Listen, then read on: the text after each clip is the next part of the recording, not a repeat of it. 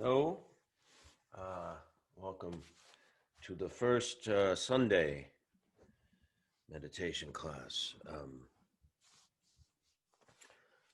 Let us set our motivation for our practice by reciting the four immeasurables. This is how we usually begin all our classes. May all beings have happiness and the causes of happiness. May all beings be free from suffering and the causes of suffering. May all beings not be separated from happiness that has never known suffering. May they rest in equanimity, free from attachment and aversion. Well, I'm going to read you something from the Dalai Lama. Regardless of where you are politically, I think this is important. This is Dalai Lama. I'd like to offer my hearty congratulations to Joe Biden on his election as the next president of the United States of America. Humanity places great hope in the democratic vision of the U.S. as leader of the free world. As you may be aware, I have long been an admirer of the U.S. as the anchor of liberty, democracy, religious freedom, and the rule of law. Humanity places great hope in the democratic vision and leadership of the U.S. as leader of the free world. Particularly in these challenging times, I hope you will be able to contribute to shaping a more peaceful world in which people suffering poverty and injustice find relief. The need to address these issues as well as climate change is indeed pressing. May I also commend you for your choice of a woman, Kamala Harris, to be your vice president. Following my devolution of political authority over matters relating to the cause of Tibet to the elected Tibetan leadership in exile, I have been committed to promoting human values, religious harmony, and the principles of nonviolence and compassion, which I believe are very much needed in today's world. I would like to thank you for your support for the Tibetan people during your time in Congress and the previous administration, as well as for your statement in September this year. It has been the Tibetan people's good fortune to have received the friendship and encouragement of the American people and their respective presidents in our endeavor to protect and preserve our ancient Buddhist culture, a culture of peace, nonviolence, and compassion that has great potential to benefit humanity as a whole. On their behalf, I take this opportunity to express my gratitude once again. I wish you every success in meeting the challenges that lie ahead and fulfilling the hopes and aspirations of the people of the United States and in contributing to a more peaceful and harmonious world. That is from the Dalai Lama to the people of the United States, and actually for the people, to all the people in the world.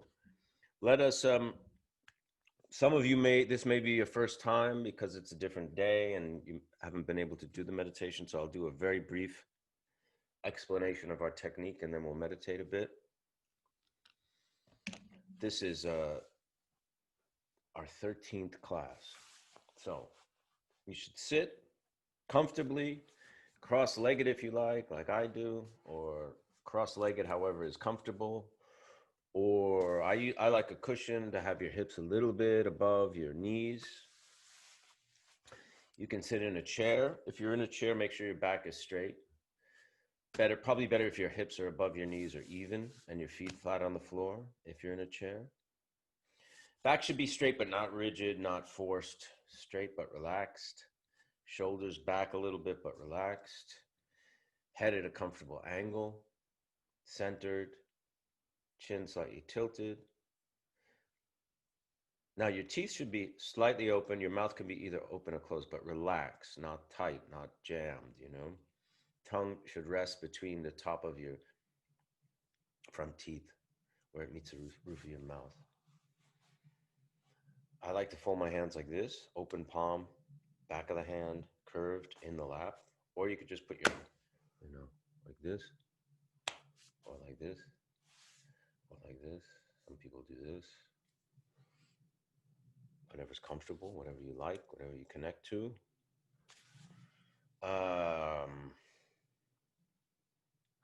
Tibetan Buddhist tradition, the eyes stay open, but it's not essential. If your eyes are open, whatever you're staring at, not an intense gaze, not a spaced out gaze, not an unfocused gaze, but just a restful gaze on whatever you're looking at. Could be something inspiring, could be the wall, could be a view out the window. That is the posture. Don't be afraid to adjust your posture if you feel uncomfortable. We're going to breathe through our nose only unless you can't. If you can't, then do what you can. Better to breathe through your nose if you can. Relaxed breath, normal breath, not a deep breath. If you need during the meditation, if you need like a gulp of oxygen, take a deep breath, but do a more normal, relaxed breath, not a short breath. We're going to focus on the breath. The breath is our anchor in the practice. And focus physically on the space between your nose and the top of your lip, top lip. Focus on the air going in and out. Because what's going to happen as we start to meditate, we're going to start to think. The goal is to recognize that you are thinking. And when you do, then go back to the breath. Don't reject the thought. Don't push it away. Don't follow it. Don't engage with it. The imagery we use is of a clear, stainless, limitless sky, unstained, completely clear blue. And the thought or the emotion arises out of the sky, and once we are aware of it, it will dissipate, dissolve back into the sky. That's the practice. Let's do 11 minutes together. Okay. So let's get relaxed.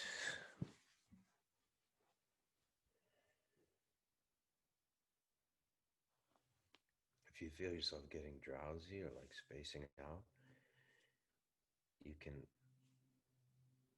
adjust the angle of your gaze. So if you feel yourself drowsy or spacing out, raise the angle of your eye line, gaze, and vice versa. If you're feeling really too busy or too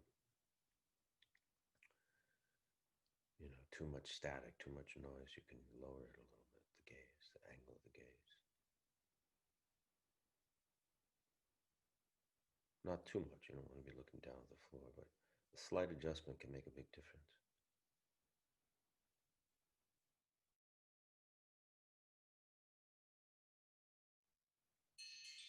Okay, great. It's important not to beat yourself up if you find you spent a lot of time in thought and didn't become aware of the thought for a chunk of time. That's part of it. That's going to happen. Even if you become aware of your thought once in that whole period, that's positive. Another thing I want to talk about is when you begin to practice, some of the paramitas, they call the paramitas are basically cultivating the virtuous activities like love, compassion, loving kindness, meditation, patience, generosity, those kind of positive qualities. Your meditation gets better, believe it or not. And the more you practice meditation, your ability to behave out of the paramitas becomes easier. They work. They work with each other. They work together. I think one of the translations, maybe it's in Tibetan or Sanskrit or something for meditation, is actually habituation. So part of what meditation is habituating ourselves to working with our minds in a different way. Because our habit has been just to be kind of bound to our thoughts. And this has been our habit our whole lives. And if you are Buddhist, maybe you believe in past lives, future lives, and this has been for many, many lifetimes. We are completely attached to the thoughts, and there's not a lot of let up. So we're breaking that. We're breaking that habit with a different habit, with a more positive one, with a habit, and habituating mindfulness and awareness. So today I'm going to read from a book called The Heart of Compassion. And it is by one of the great Tibetan Buddhist lamas of the 20th century, Dilgo Khyentse Rinpoche. Our wonderful producer, Nick Solidio, has the cover there so you can see it. Dilgo Khyentse Rinpoche was one of the great Buddhist teachers of the 20th century, a great Buddhist master. You just look at his face and you can see the love and compassion and kindness that he emanates.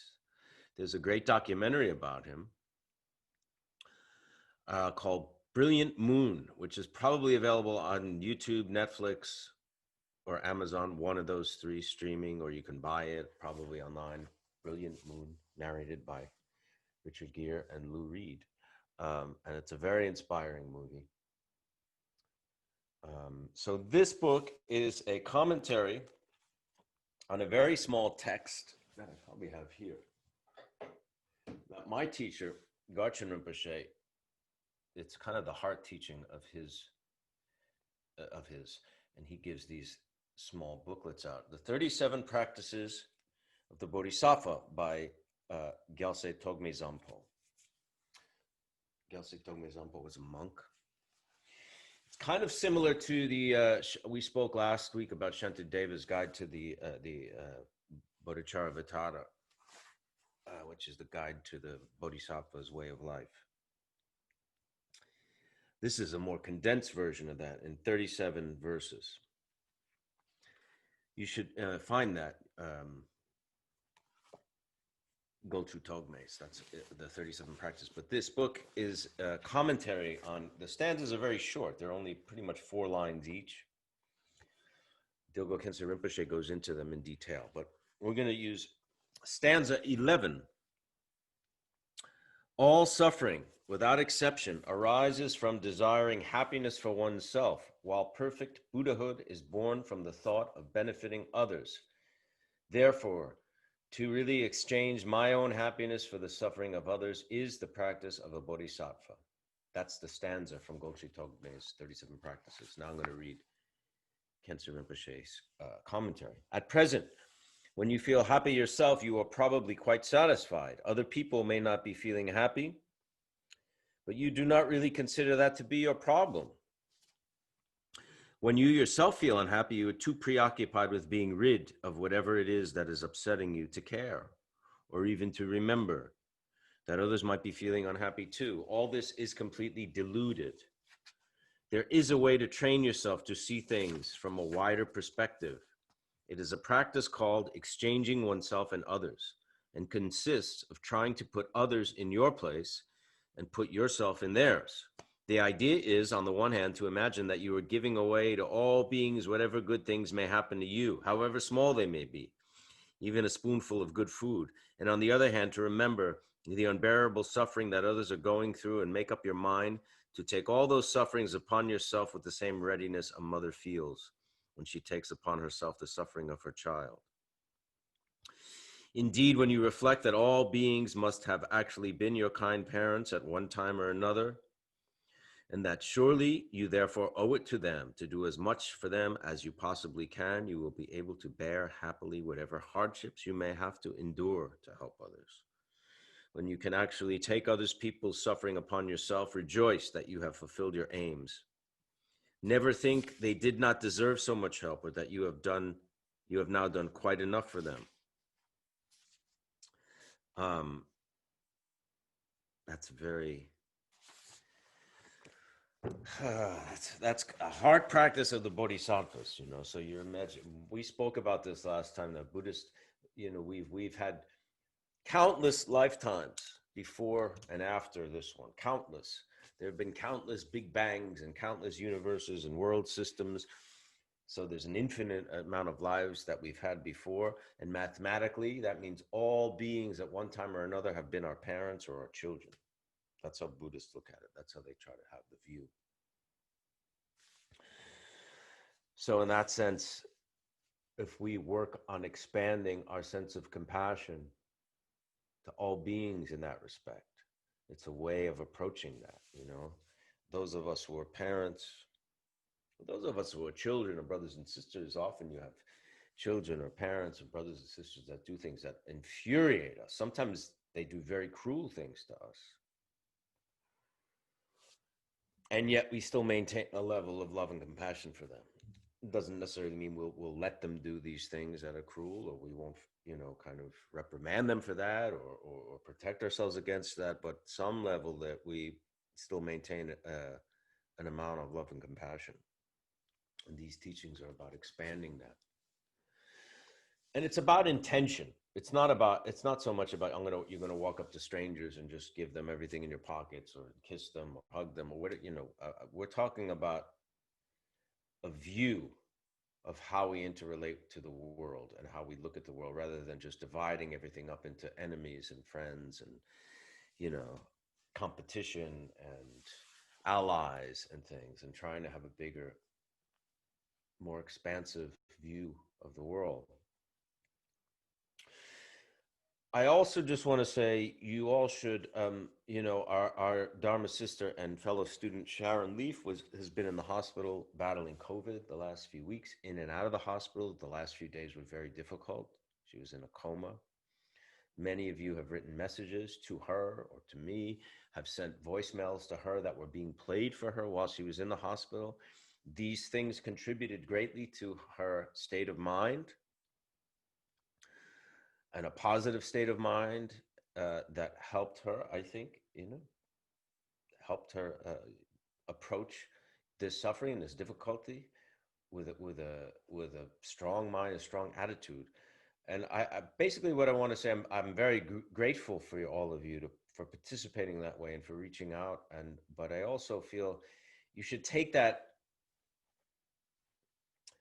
as an inspiration and take that with confidence, that whatever your practice is here, be it meditation or connecting to your fellow students or things like that, whatever is drawing you to this practice and to this interaction, to have confidence in that those results, those actions of compassion will bear result and bear fruit. There's a perfect example of it, of what happened with our sister Sharon, and her gratitude towards all of you who reached out, just had positive intentions.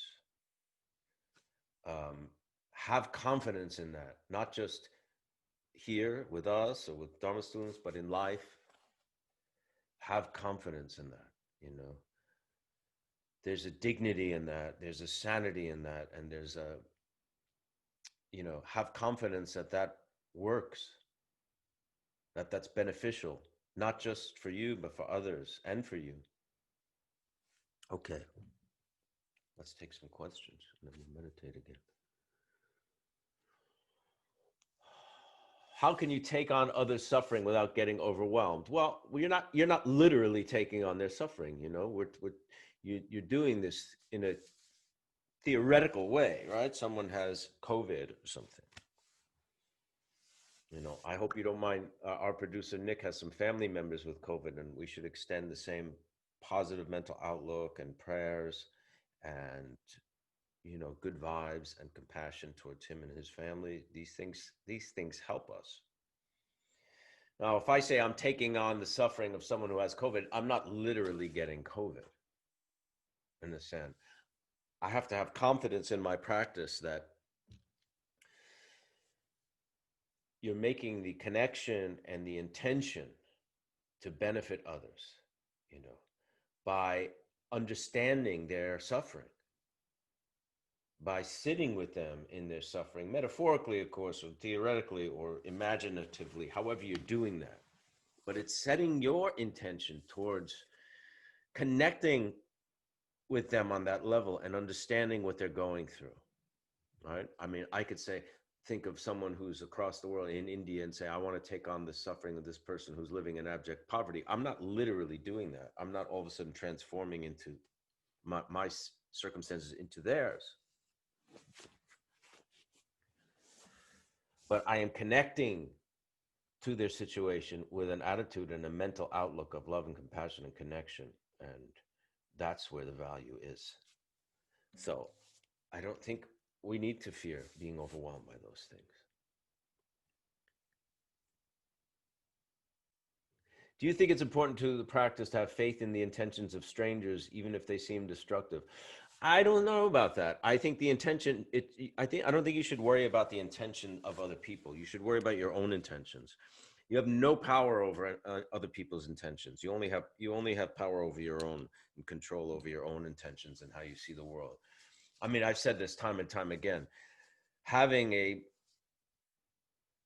a mind, you know, that's trying to come from a place of compassion, loving kindness, and stuff like that does not mean being a doormat to the world and letting people cheat you or be cruel to you or mistreat you.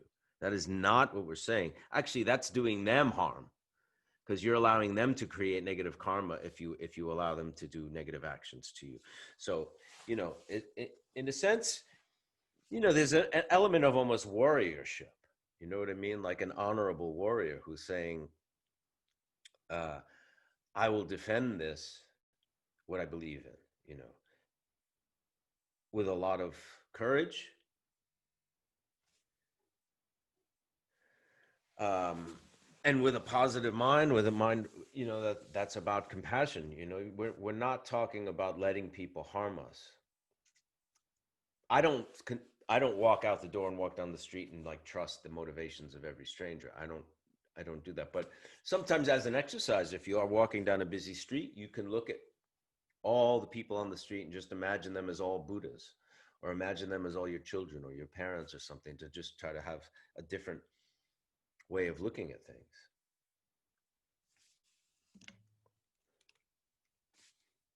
Do you believe mass meditation at the same time via internet or other methods can shift the planet closer to world peace? I don't know if it, maybe. I mean, I think that definitely just look at what we've done here as a group, meditating together. Um, Use the example of our friend Sharon Leaf, and that by meditating together, there's positive intentions that have been set by us in motion that have affected someone else. Now you could say it's her mind reacting, knowing that there's this compassion. I'm not saying that there's this magic, you know vibration that's healing her or anything, or even necessarily reaching her, but there is a unity, I think, to setting these intentions together. And I think, listen, if the whole world, you know, were making a commitment to cultivate love and compassion on a daily basis, things would definitely shift in a positive direction. I don't see how they couldn't.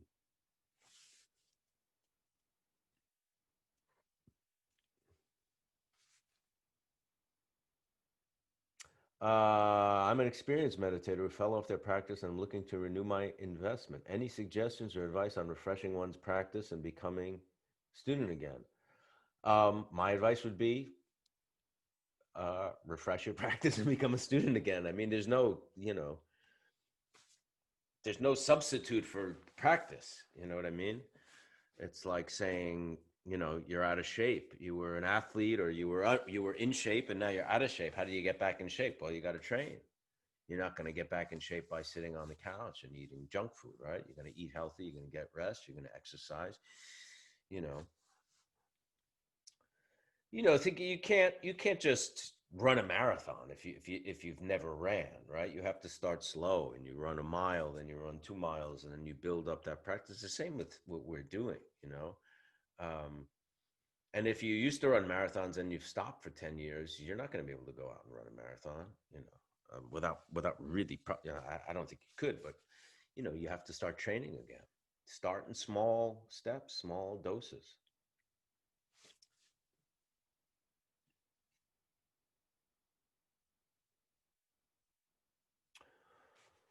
How to find compassion for people who are misogynistic and racist, and the list is long. Yeah, that's a very good point. It's a very good point.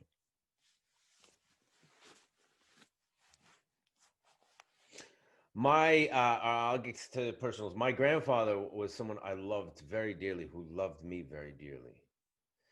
And he also, was a racist in a lot of ways, and said often very, very racist things, which I debated with him about those things. And at some point, I realized it was a waste of time to debate him. Um, but I knew that whatever those views were of his were a result of his deluded mind and of his, those things made him suffer more than they made me suffer, you know. Uh, they made him suffer as much as however he would treat someone else, and they would say, he suffered because he's trapped by that, whatever that hatred is, or that kind of judgment on people. Again, this does not mean don't be an activist, don't stand up to racism, don't protest against racism. You should, if that's in your heart and that's what you believe. You should not allow people to discriminate. You should not allow people to mistreat others because of these things. You have to be a warrior, like we said, in that respect, and stand up to those things. But at the same time, you could take a bigger view, and realize that these people, because of their hatred and because of their bias and their bigotry and prejudice, they're suffering. You look at someone like this is a person who is not, who's transcended all those negative qualities, and you just see in their face that the kindness and their love. This person's gonna suffer a lot less than somebody whose mind is dominated by that kind of hatred and that kind of bias. That does not mean become an activist if that's what you feel, or defend a loved one against being injured by somebody who's a racist, or standing up to it. I'm not saying not to do that, but you can cultivate compassion for all beings by saying, people who have that deluded mind, that hatred, because hatred, is a delusion, because the ultimate reality is that we're all connected. We've spoken about interdependence, interconnectedness. On a bigger level, Buddhism talks about non-duality, which is a whole other concept that we've touched upon, but it's very complicated. And I don't know if I'm so qualified to speak about it. But regardless of that, we can start to expand our view to just to know that these people are suffering. And sometimes you may feel you want to revel in someone's suffering because you feel it's just that they suffer because of the suffering that they've caused. And that's probably not the best mental outlook for yourself. It's one thing to see justice done. It's another thing to revel in someone else's suffering. You don't have to do both. I hope that gives you some insight to what you're asking. Do you have to work hard to stay positive all the time? Maybe, yeah. But like anything else, it's like training. This is training, what we're doing. We're training the mind. We're training ourselves to have in some ways, a very, very different outlook on reality and on the world and how we interact with others. It's very different than a lot of us have behaved in our life, both in having a view and having more compassion in the world to others, and also just in meditation, looking at thoughts, trying to become aware of how we think. And that's a very, very radical way of using our mind for most of us. So yeah, you do have to work hard, but what else are we going to work hard on, besides our jobs, raising our families, or whatever it is? I mean, being a good citizen, but this is also being, working hard on becoming a better human being. I guess it's worth the effort, but certainly it takes a consistent effort. Like anything we want to cultivate or learn that's of value.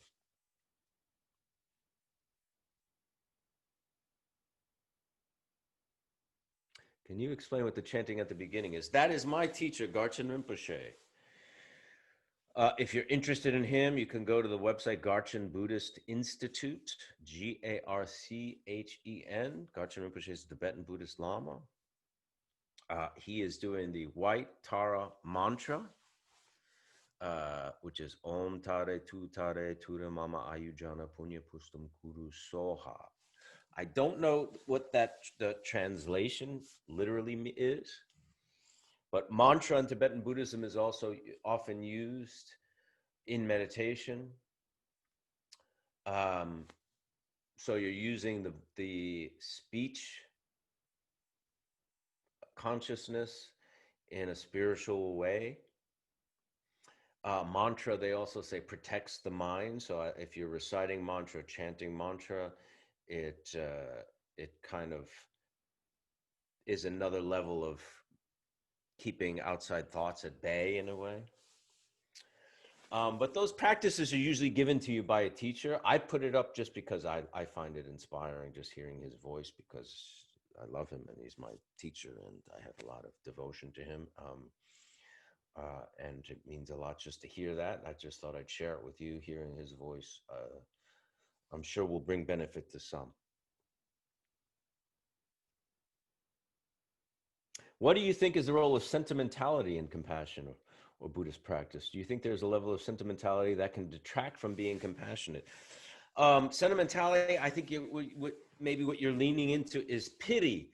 And pity and compassion are two different things. You know, I had one great Tibetan teacher who used to say compassion is more about respect than it is about pity. Respecting another's humanity rather than just pity. Because when you pity someone, then you're kind of unleveling the playing field. Pity, usually looking down on someone or something like that. Resentment, sometimes, or jealousy, you're looking up at someone because they have more than you and you want it. Pity, you're looking down. That's poor and unfortunate. When, you know, compassion really is more about respect and equanimity and looking at others as you would look at yourself, or as you would look at your brothers or sisters or children. You know, that it should come more of from a place of respect rather than pity or sentimentality. Good question, though.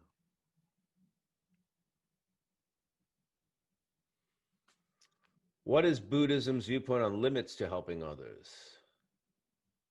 Pure focus on consequences of action would suggest, for example, that we give most of our money, belongings away.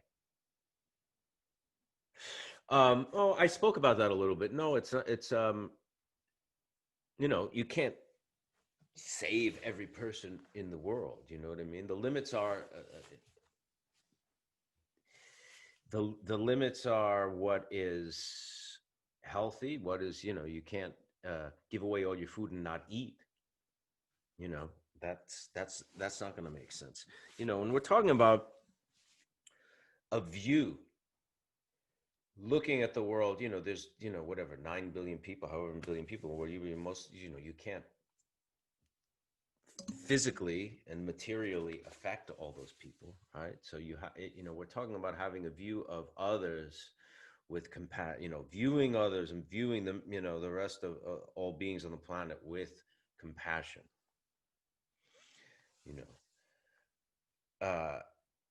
And we're talking about opening ourselves up, opening our hearts up more, you know, so we come from a place and habituate being patient, being kind, being generous, being loving. You know, sure, you're not going to give away all your money and then, you know, to someone else who now is living in your house and you're on the street. That doesn't make sense. That's kind of, you know, tilting this. But if there's opportunities for you to be generous, to donate to charities, to give to people who need it, that's good. To be an activist or vote or, you know, fight for certain programs in society and laws that are more, you know, that bring more equanimity and more equality and more, you know, fairness to the world. That's also part of being compassionate. I know I need to work on my energy and compassion, truly. Is it as simple as just meditating daily, or is there more I should do? That's up to you. You know, you can meditate, you could start reading Dharma books, you could find a Dharma teacher and, you know, look at Dharma. There's tons of Buddhist teachings online and YouTube and all kinds of lamas. I mean, I've given a bunch of recommendations for books, and on my Instagram, my stories, I post stories from many Buddhist lamas alive and who passed away, and you can look up their teachings online. There's videos of them. It's up to you.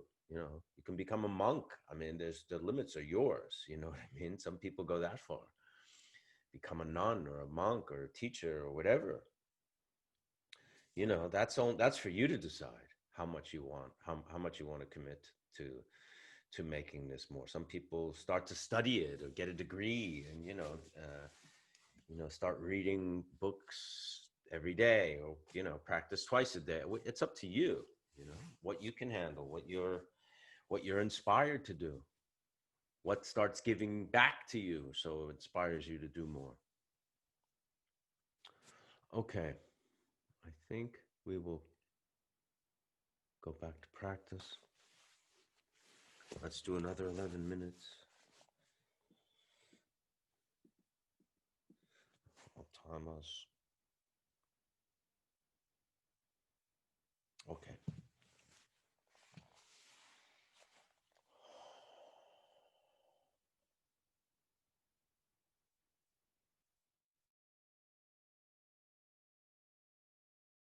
Okay. Stay tuned. Look to Instagram for next week. I'm not sure what class, if class will be Sunday or Monday next week, but I will post later in the week. We will post this class. All the classes are available on IGTV, and will be on. There's a YouTube channel that Nick, our producer, is making for us, so we'll have access through YouTube at some point. So let's dedicate to the benefit of all beings by saying this prayer. By this merit, may all beings attain the state of enlightenment and conquer the enemies of faults and delusions. May they be liberated from this ocean of samsara and its pounding waves of birth, old age, sickness, and death. Thank you very much.